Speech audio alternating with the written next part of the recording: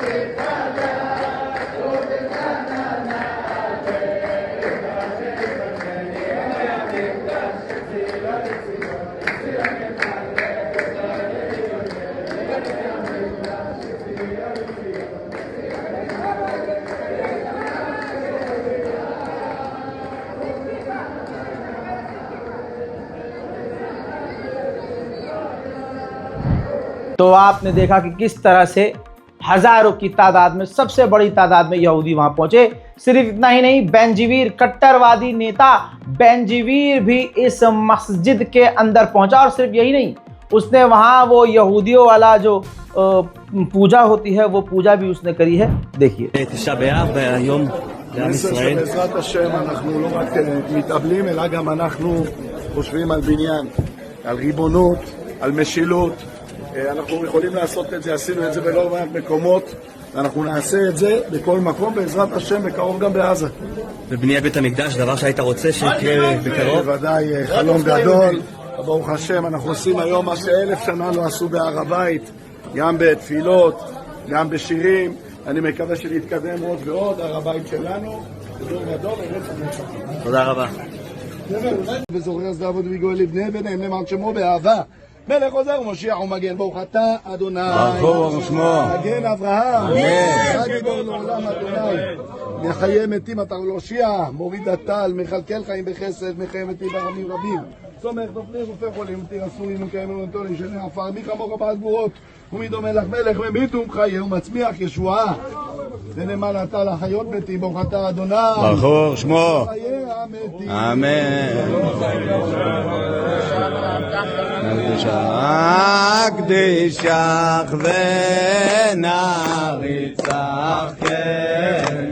כנועשיח סוד זף וקודש שלשים। पूरी तरह से देखिए, एक इंसान थोड़ा चुप रहता है कि फसाद ना हो, तो सामने वाला कमजोर समझता है, फिर वो और चढ़ता है। इसलिए भाई खामोश नहीं रहो, जुल्म के खिलाफ बोलो।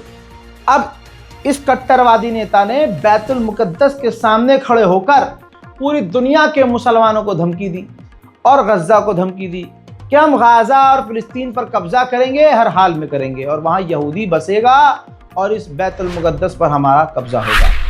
סרטוני ההסברה של החמאס באים על רקע דבר אחד, הניסיון שלהם ליצור לחץ על מדינת ישראל. ואני אומר דווקא מכאן, מהר הבית, המקום בו הוכחנו שאפשר לעשות ריבונות ומשילות, דווקא מכאן צריך להעביר מסר ולדאוג שכבר היום כובשים את כל רצועת עזה, מכריזים ריבונות בכל רצועת עזה, מורידים כל חמאסניק ומעודדים הגירה ברצון.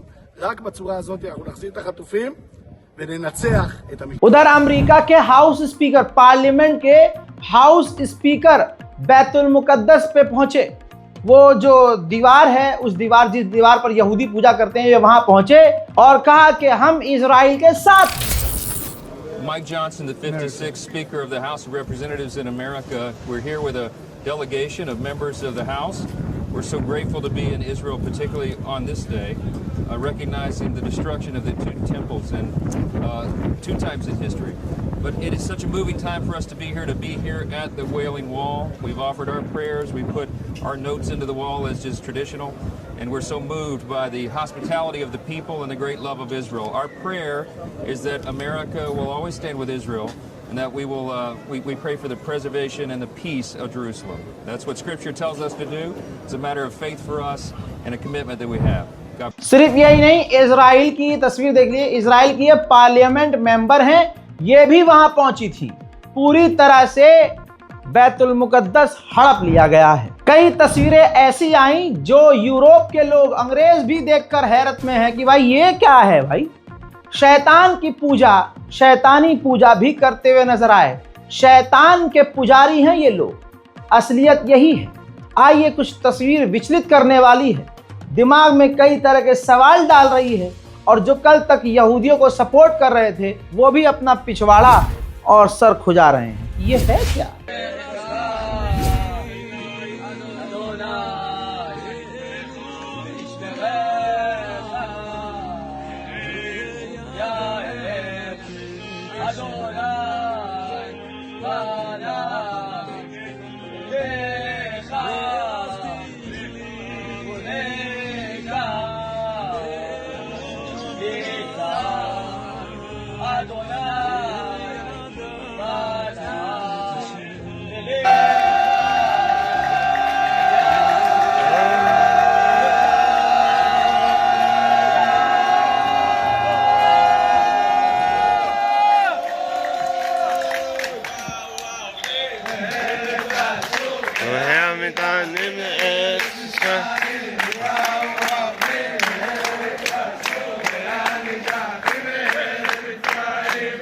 חבול השם.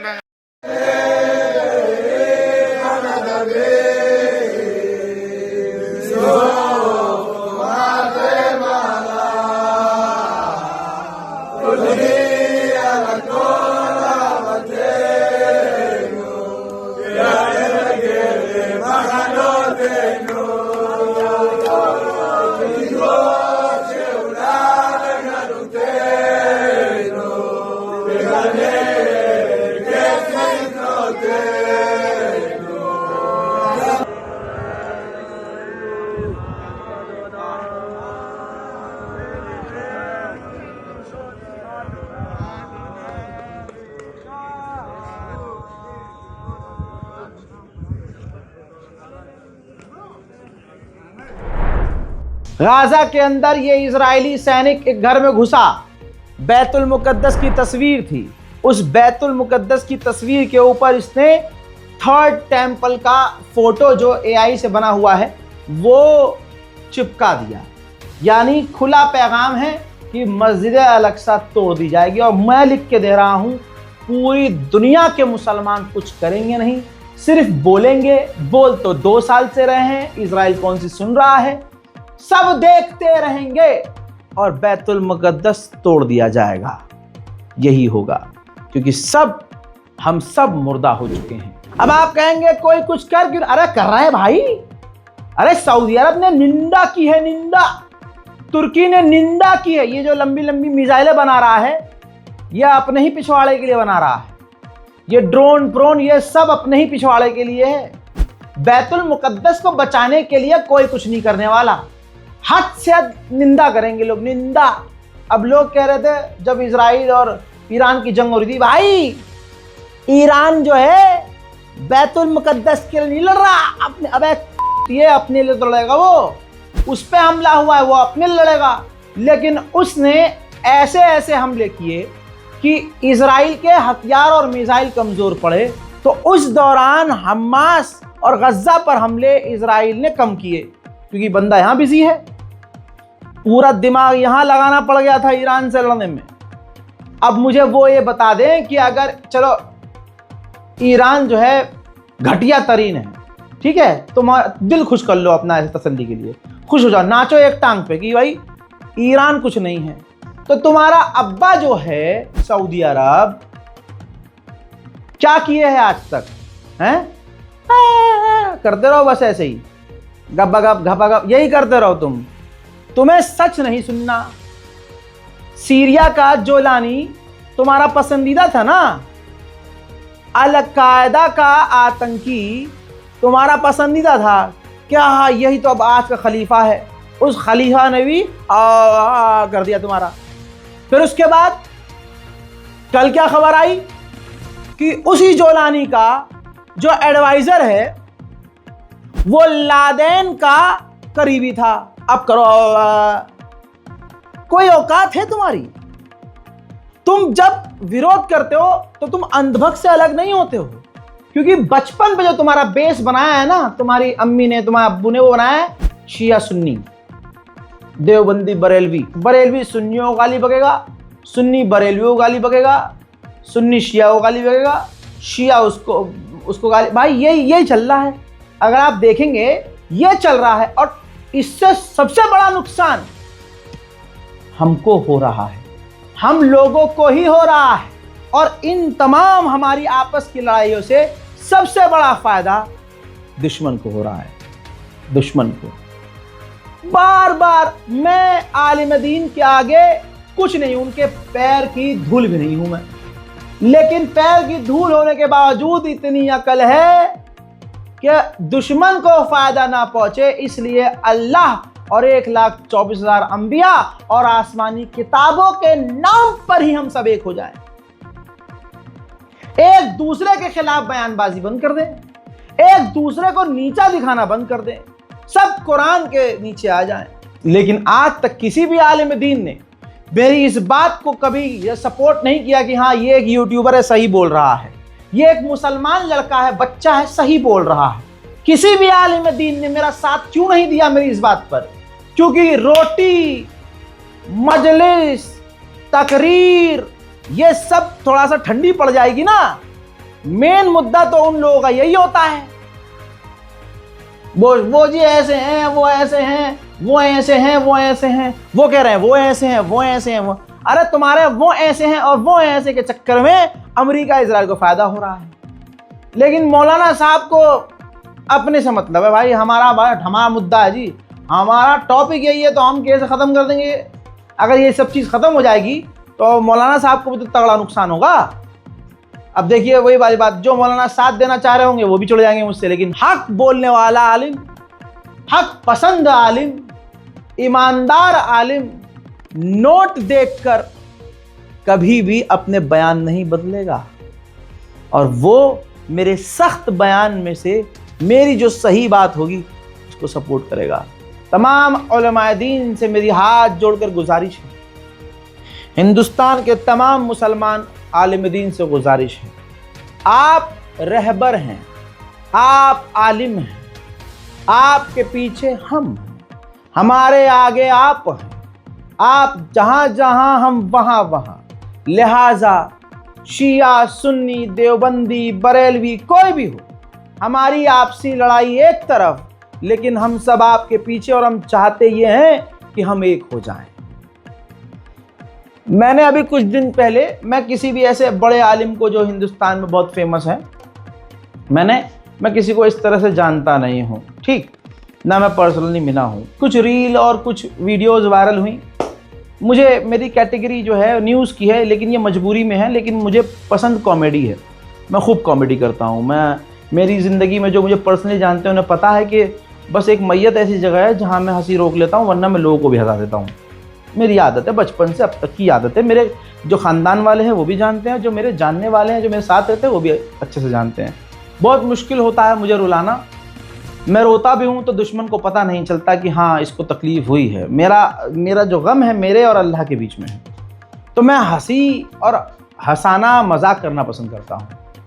ऐसे में कई बार कोशिश की मैंने लोगों को समझाने की कि भाई मेरा ये मतलब नहीं है, और मैं सिर्फ अब वो एक वीडियो वायरल हुई किसी आलिम की, उसमें उनके बयान अटपटे थे, मैंने उस पर बस हंसी वाला रिएक्शन दे दिया, हंस दिया। अब जो उनके मुरीद, उन्होंने मुझे समझाने की कोशिश नहीं करी, उन्होंने गालियां बकना शुरू कर दी, और इस कदर नफरत में उतरे कि उनकी कोई फॉलोवर होगी लौंडिया, उसने अभी 4 दिन पहले वीडियो में, यूट्यूब की वीडियो में नेशनल प्राइम टाइम में कमेंट किया, अच्छा लगा और बहुत अच्छा हुआ कि तुम्हारा इंस्टाग्राम रजाग्राफी ऑफिशियल ब्लॉक हो गया, मुझे तो पसंद ही नहीं था। अब मैं सोच रहा हूँ या अल्लाह, उस पर तो मैं कुछ डालता भी नहीं था, खबरें पबरें तो मैं डालता नहीं था, बस लाइव आके कुछ बोल दिया, कोई कॉमेडी कर ली। फिर पता चला रे ये उन इमाम मौलाना साहब की, जिन्होंने पता नहीं किसको कह दिया था कि जो है, उस बयान का कॉन्टेक्स्ट मैं यहाँ शेयर नहीं करना चाह रहा हूँ, बस वो ये थे, वो बयान ऐसा था कि वो बयान कोई भी पहली बार सुनेगा तो वो कहे हैं सच में नहीं, वो वाला रिएक्शन था।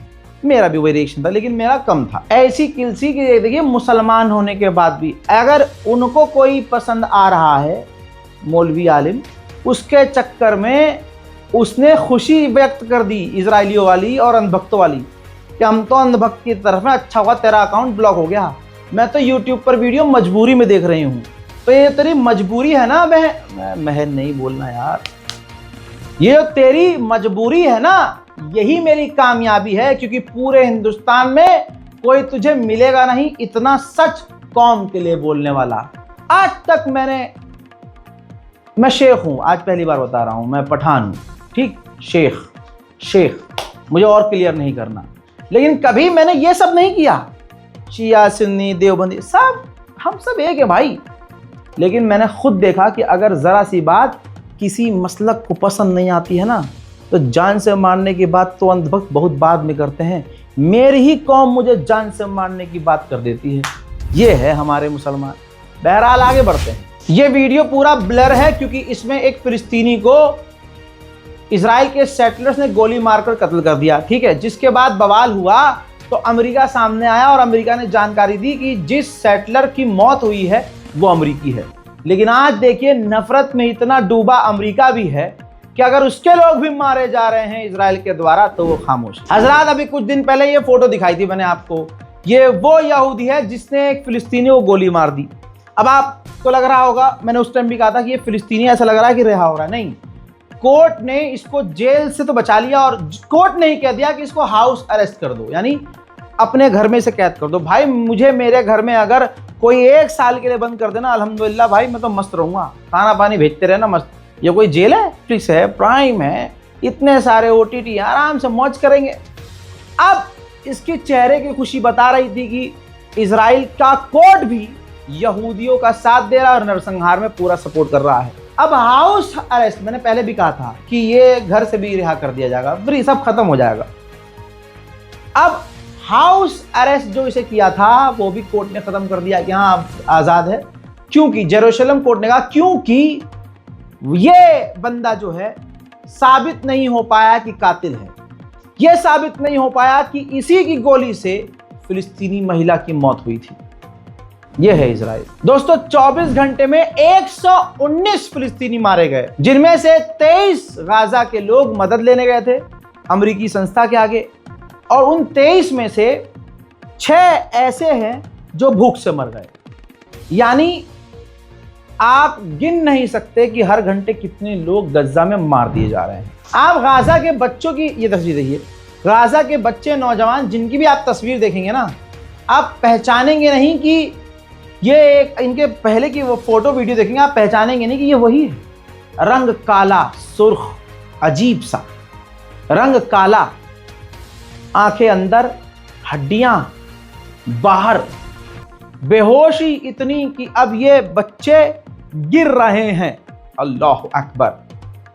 पूरा पूरा दिन भूख से बेहोशी में, आंतें चिपक रही हैं, हलक सूख रहा है, चलने की ताब नहीं है।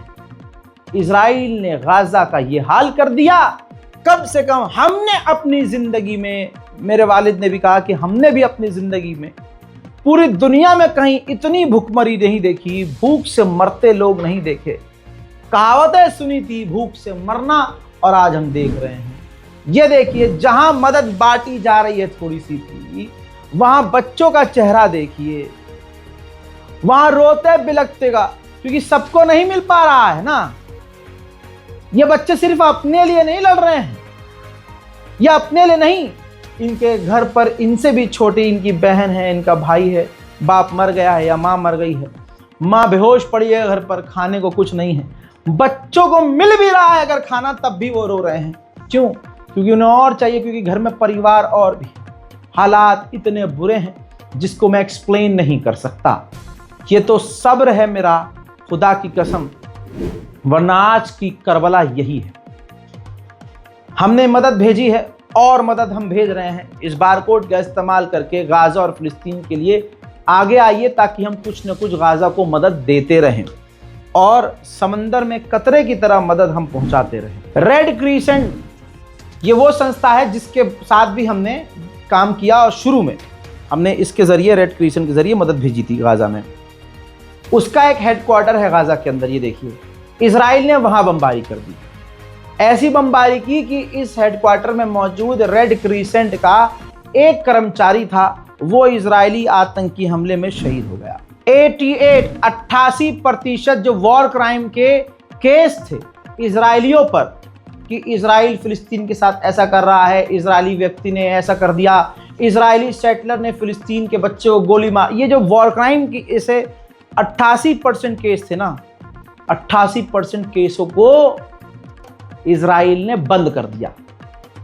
तो नरसंहार को प्रमोट करने वाला कौन है, मुझे एक्सप्लेन करने की जरूरत कम से कम आपको या पूरी दुनिया को नहीं है। फिलहाल के इस अपडेट में इतना ही। लौट रहा हूं और भी ताज़ा और बड़ी जानकारियों के साथ। लगातार धमकियां मुझे भी मिल रही हैं कि गाजा और फिलिस्तीन पर अपडेट बंद करो। आपको पता है? नहीं पता ना। ये धमकियां मुझे मेल पर, अननोन नंबरों से, इंटरनेट के अलग अलग नंबरों से मिल रही हैं। इसका क्या सॉल्यूशन है कि मैं इंटरनेशनल क्रिमिनल कोर्ट जाऊंगा, मैं यहाँ इंडियन कोर्ट में जाऊंगा, साइबर क्राइम में आप सारा दिन रिपोर्ट कर लो, कुछ उखाड़ लें वो तो। कुछ नहीं होता।